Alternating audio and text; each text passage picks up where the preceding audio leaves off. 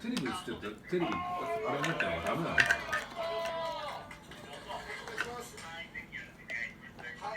失礼いたします。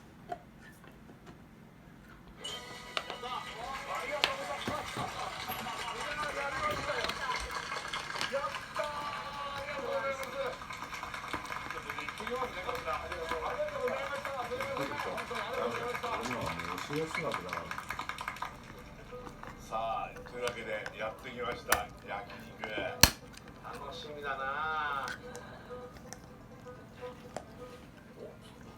おお、いやちょっといいじゃないですかこれ。皆さんご覧ください。海です。これが海です。気持ちいいね。最高です。こういう感じだからね、しまなみ海道って。うわー、気持ちいいとこだわ。ここドライブに最高だね。ちょっと向島ってめちゃくちゃいいじゃん。うわ、いいな。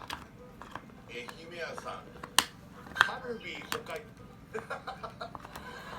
最強すぎる。からね。そうですね。